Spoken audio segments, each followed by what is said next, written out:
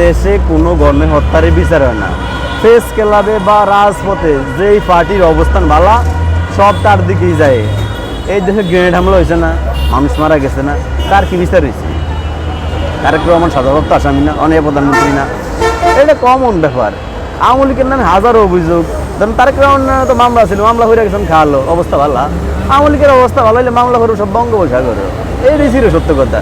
কি আবেগ দিয়া কথা কন মিয়া, এই দেশে বিচার বলতে কিছু আছে? এই দেশে বিচারের লোক মাকড়সা জালের মতো, এটা গরিব পড়লে ফেঁসে যাইব, বড় লোক পড়লে সিরা বেড়ে বাইরে যাইব, এইটাই কমন ডায়লগ। কি বারে বারে কোন ওই হত্যা এই হত্যা গণ হত্যা? আরে এই দেশে সবচেয়ে বড় গণ হয়তো হিসা 71। এই দেশে মানুষ যা মরতো জামাতের কারণে মানুষ তারা ডাবল, দর্শন যা হইতো জামাতের কারণে 3 গুণ বেশি হয়েছে।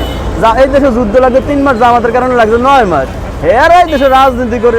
শুনুন, আজকে আপনি দেন জামাত স্মার্ট আধুনিক, জামাতকে এত ভদ্র ছিল 71, কথা বুঝেন না? তাহলে তারাই দেশে রাজনীতি করে, আমলি কি ফাপ করছেন?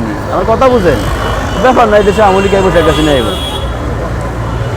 আচ্ছা, কথা বলার বিষয় আপনি আমাদের সামনে যখন আপনার একটি লিস্ট করা হলো যে কে কে স্বাধীনের সময় রাজাকার ছিল, কে কে ছিল না, তখন আওয়ামী লীগের ভিতরে বেশি পাওয়া গেছে। তারপরে হচ্ছে জামাত 47 জন জামাতের সেই দলটা কি কেন বারবার রাজাকার তো ভাই জামাত সম্পর্কে আপনার কি এক মানে বিশ্লেষণ করতে হইবে। জামাত তো স্পষ্ট মানে সুশিক্ষিত রাজাকার। এইটালে আমি বুঝি না গবেষণার কি আছে। এই দেশে যুদ্ধ হয়েছে, জামাত এখনো বিশ্বাস করে না মুক্তিযুদ্ধ। এই যে ব্যারিস্টার শাহরিয়ার কবির জামাতের অন করে, ও অন্য বিশ্বাস করে না যে মুক্তিযুদ্ধ হয়েছে। হ্যাঁ, এই দেশে আলেমেরা অন্য মুক্তিযুদ্ধ রয়েছে ভারতের রয়ের একটা কেবল, এখনো বিশ্বাস করেন। আপনি কি বেদিস হয়ে গেলেন? এমন অপমান করতে চান যে জামাত নির্দোষ? আর মিয়া শুনে না, একটা কথা কই, আজকে যদি বাংলাদেশের সাথে মায়ানমারের যুদ্ধ বাজে সীমান্ত নিয়ে, আর যদি ভারত বাংলাদেশের পক্ষ নেই, জামাত আবারও বাংলাদেশের বিপক্ষ নিব।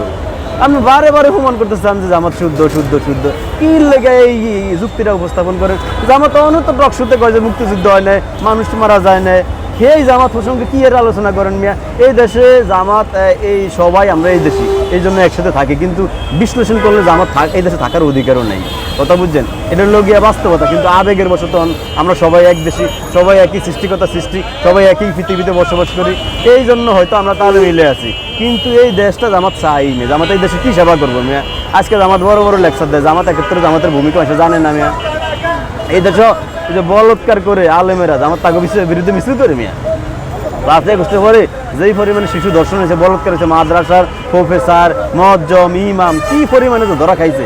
মানে অগো 5 আগস্টের পরে এত খারায় কথা বুঝেন আমার। মানে অগরে হাসিনা যে সিটটা দিয়ে রাখছে গর্তের মধ্যে, বালা কাম করছে। আমরা চিনি না, কিন্তু হাসিনা চিনছি। মানে একটা কন্ট্রোলিং পাওয়ার লাগে, নাই তো দেশে উগ্রতা বাইরে যায়। এই পাওয়ারটা শেখ হাসিনা আসছিল যে সবাই মেনটেন করে কন্ট্রোলে যাওয়ার মতো ব্যবস্থা আছিল। কথা বুঝছেন আমার? লাস্টে কি প্রশ্ন হচ্ছে আপনার?